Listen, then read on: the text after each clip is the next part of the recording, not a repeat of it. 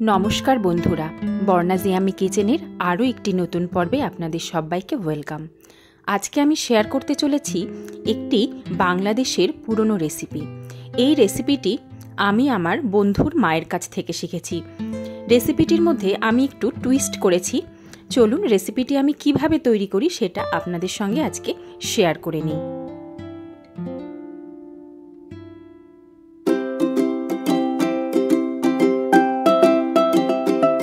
प्रथमे 500 ग्राम पाबदा माछ आमी भालो करे केटे धुए परिष्कार करे निয়েছি। आमी एखाने मिडियाम साइजेर जे पाबदा माछटा हय सेटाई आजके रान्ना करब। এই রান্নাটাই খুব বড় মাছ ভালো লাগে না। একটা পেঁয়াজ আমি কেটে নিয়েছি, 4টে কাঁচা লঙ্কা নিয়েছি আর 6-7 কোয়া নিয়েছি রসুন। এটা আমি বেটে নেব। আর একটা মিডিয়াম সাইজের পেঁয়াজ মিহি করে কুচি করে নিয়েছি। এটা রান্নায় ব্যবহার করব।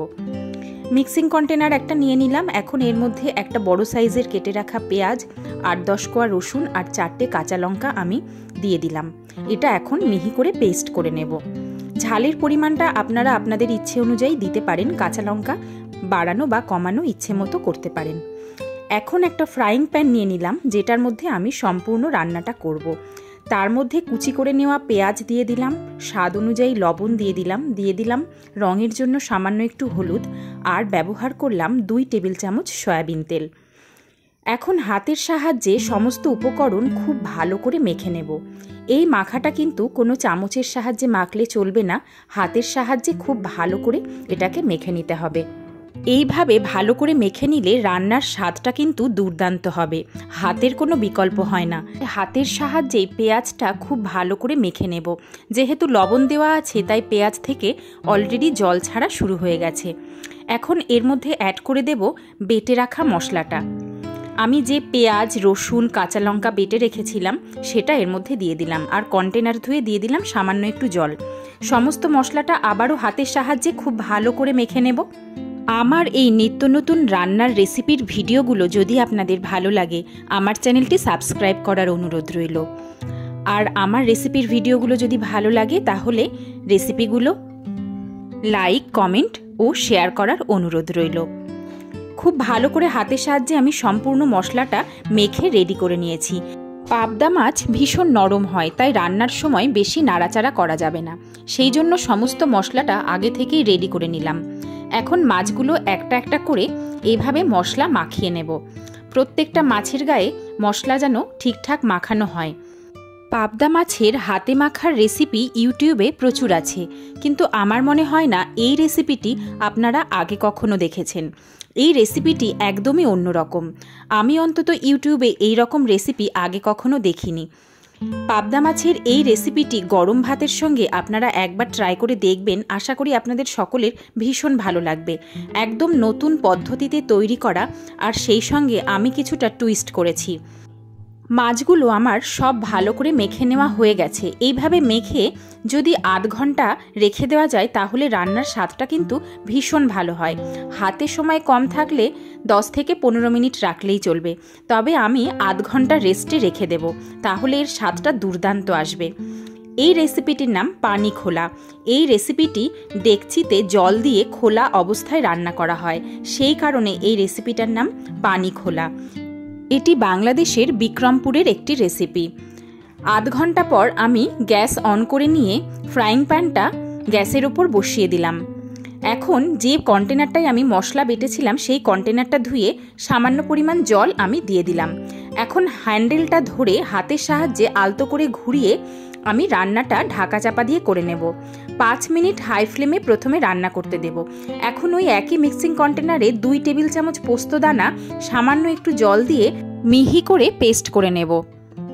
ওদিকে পাবদা মাছটা ফুটে উঠেছে। এখন ঢাকনা খুলে আরও একবার ফ্রাইং প্যানের হ্যান্ডেলটা ধরে এভাবে ঘুরিয়ে নেব। আপনারা কড়াইতে করলে কড়াইটা ধরেও এভাবে ঘুরিয়ে দেবেন। হাতা বা খুন্তির সাহায্যে কিন্তু একদম নাড়াচাড়া করা যাবে না, কারণ পাবদা মাছ ভীষণ নরম হয়, তাই মাছ ভেঙে যেতে পারে। এবার ঢাকা দিয়ে লো ফ্লেমে 5 মিনিট রান্না করে নিয়েছি। মাছ সম্পূর্ণ সেদ্ধ হয়ে গেছে। আবারও একবার নাড়াচাড়া করে দেব। এইভাবে নাড়াচাড়া করলে মাছগুলো ফ্রাইং প্যানের তলায় আটকে যাবে না বা ধরে যাবে না, তাই বারবার এরকম করে নাড়াচাড়া করে দিতে হবে। এখন ঢাকা দিয়ে আরও 2 মিনিট আমি রান্না করে নিলাম লো ফ্লেমে। 2 মিনিট পর ঢাকনা খুলে এবার আরও একবার এইভাবে নাড়াচাড়া করে নেব। মাছগুলো মাঝে মধ্যে আটকে গেছে কি না এটা চেক করে নিতে হবে। পাবদা মাছ যেহেতু ভীষণ নরম হয়, তাই মাছগুলো উল্টানোর কিন্তু কোনো প্রয়োজন নেই। এক পিঠ রান্না করলেই এই মাছটা সম্পূর্ণ রান্না হয়ে যাবে। এখন যে পোস্তদানাটা আমি বেটে রেখেছিলাম সেটা ওপর থেকে দিয়ে দিলাম। একটা চামচের সাহায্যে আস্তে আস্তে পোস্তদানাটা গ্রেভির সঙ্গে আমি মিশিয়ে দেব।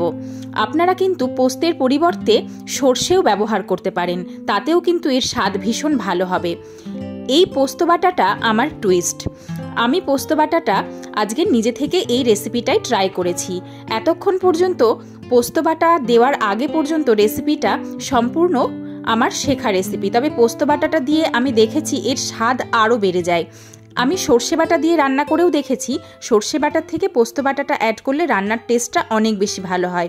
তবে আপনারা যদি সর্ষে বাটা ব্যবহার করতে চান সেক্ষেত্রে কিছুটা ধনেপাতা কুচি ব্যবহার করতে পারেন। আমি যেহেতু পোস্ত বাটা ব্যবহার করেছি এই রান্নাটায়, তাই এখানে আজকে আমি কোনো ধনেপাতা ব্যবহার করব না। মাছের যেহেতু একটা আষ্টে গন্ধ থাকে, সেই গন্ধটা যাতে না লাগে সেই জন্য আমি 2-3টে লেবু পাতা এভাবে কুচি করে মাছের ওপরে দিয়ে দেব। লেবু পাতা দিয়ে আমি হাই ফ্লেমে রান্না করব না, গ্যাসের ফ্লেম লো করে ঢাকা দিয়ে 5 থেকে 6 মিনিট রেখে দেব। তাহলে লেবু পাতার যে ফ্লেভারটা সেটা রান্নার সঙ্গে অ্যাডজাস্ট হয়ে যাবে। লেবু পাতার পরিবর্তে আপনারা কিন্তু পাতিলেবুর রসও ব্যবহার করতে পারেন। আমি ওপর থেকে 2-3টে লাল রঙের কাঁচা লঙ্কা ব্যবহার করেছি। 5 মিনিট পর ঢাকনা খুলে আমি ওপরে যে লেবু পাতাগুলো দিয়েছিলাম সেগুলো আস্তে আস্তে সরিয়ে নেব, কারণ লেবু পাতা যদি বেশিক্ষণ রান্না করা হয় তাহলে কিন্তু রান্নাটা তেতো হয়ে যেতে পারে। সেই কারণে পাতাগুলো আমি আস্তে আস্তে সরিয়ে নিচ্ছি। আপনারা যদি লেবুর রস ব্যবহার করেন তাহলে নামানোর একটু আগে পাতিলেবুর কিছুটা পরিমাণ রস ওপর থেকে ছড়িয়ে দিতে পারেন, সেক্ষেত্রেও কিন্তু এর টেস্টটা অনেক ভালো হয়। তবে চেষ্টা করবেন লেবু পাতা দেওয়ার, তাহলে টক ভাবটা হবে না, রান্নার টেস্টটা দুর্দান্ত হবে। পাতাগুলো আমি ওপর থেকে সরিয়ে নিলাম। এখন চামচের সাহায্যে মাছগুলোকে আরও একবার ছাড়িয়ে নিচ্ছি।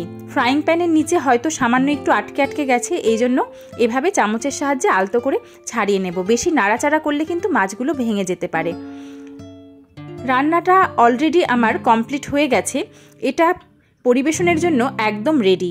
গরম গরম ভাতের সঙ্গে এইরকম যদি পাবদা মাছের একটা রেসিপি হয় তাহলে কিন্তু আর কোনো কিছুর প্রয়োজন হয় না। আপনারা এই রেসিপিটা একবার ট্রাই করে দেখবেন, তখন মনে হবে এই রেসিপিটাই বারবার করি, এত সুস্বাদু হয় এর স্বাদ। আমি একটা সার্ভিং প্লেটে পরিবেশন করে আপনাদের দেখিয়ে দিচ্ছি। দেখতেও যেমন সুন্দর, এর স্বাদও কিন্তু অসাধারণ। গরম ভাতের সঙ্গে পাবদা মাছের এই হাতে মাখা পানি খোলা রেসিপিটি অসাধারণ লাগে। আমি ডেকোরেশনের জন্য লেবু পাতাগুলো ওপর থেকে আবার দিয়ে দিয়েছি, তবে খাওয়ার আগে পাতাগুলো সরিয়ে নেব। ভালো লাগলে কমেন্ট বক্সে একটা কমেন্ট করে জানাতে ভুলবেন না। আজকের মতো এখানেই শেষ করছি। আবার দেখা হবে পরবর্তী কোনো এপিসোডে নতুন কোনো রেসিপি নিয়ে। সবাই ভালো থাকবেন, সবাই সুস্থ থাকবেন। ধন্যবাদ।